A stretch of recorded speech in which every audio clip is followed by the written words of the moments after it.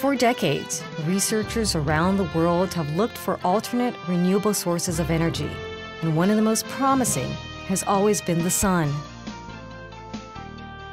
Using the sun as a major power source was once the subject of science fiction, not anymore.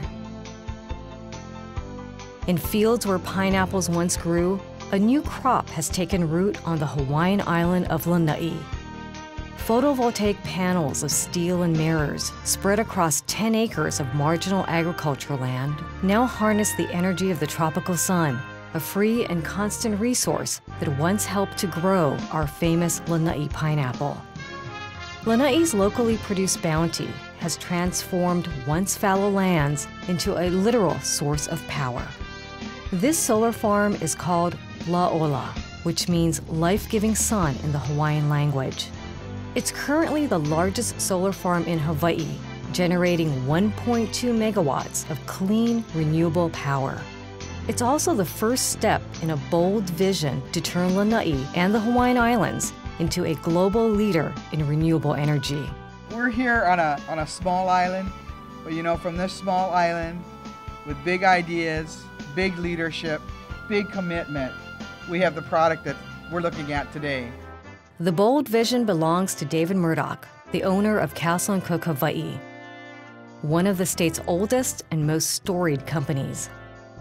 Since 1851, Castle & Cooke has utilized its vast Hawaii assets to meet the needs of Hawaii residents. The company's success lies in its diversified business portfolio, which includes real estate, community development, agriculture, aviation, and now, renewable energy. David Murdoch has made clean power a priority, and his vision encompasses nothing less than energy independence for Hawaii.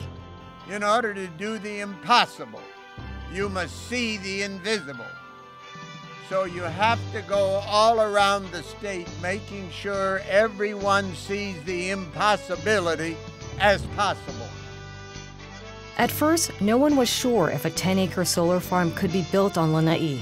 There were issues with building on fallow agricultural land and questions about the solar farm's impact on the local electric utility.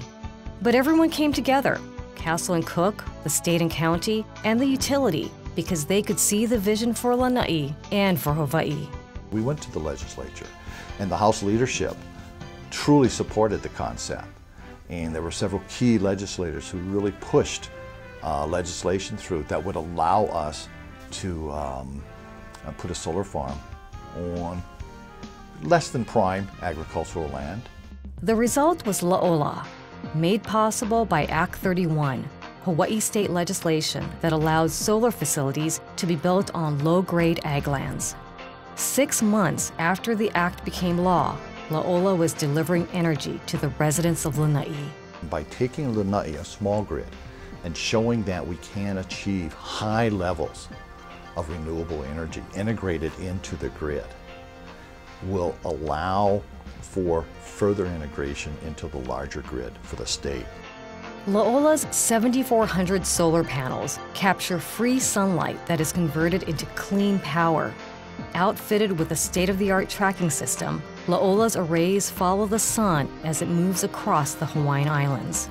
This solar farm is going to create 30% of the peak load for peak load during the day for Lanai, for the power. So from a percentage of what kind of electricity you'll create for the community, it's probably the highest in the world. Lanai's 3,400 residents know what it means to be totally dependent on imported fuel to power the island. We saw our electric bills almost tripling. We saw our gas prices double. We saw import fees or oil fuel adjustment fee on all of our shipping. In just 6 months, people were struggling with paying their electric bill. Nearly $7 billion leaves the state every year to pay for imported oil. La'ola is a major step toward cutting that bill and Hawaii's dependence on global fuel supplies that it doesn't control. With La'ola, Hawaii will reduce its oil consumption by 5,000 barrels of oil a year. Carbon emissions will also be reduced by 152 million pounds over 30 years, the equivalent of planting more than 15,000 acres of trees. We have a chance to reduce our reliance on foreign oil, and you may not realize this. We're unique in America. 99% of the oil we use comes from foreign countries. We have a responsibility to make certain our community is not reliant on foreign governments just to survive, just to turn the lights on, just to have their computer work, just to put gas in their car. Today, Castle & Cook's investment in La'ola has helped to diversify Lanai's future. It's an example of good business and good policy being good for the community.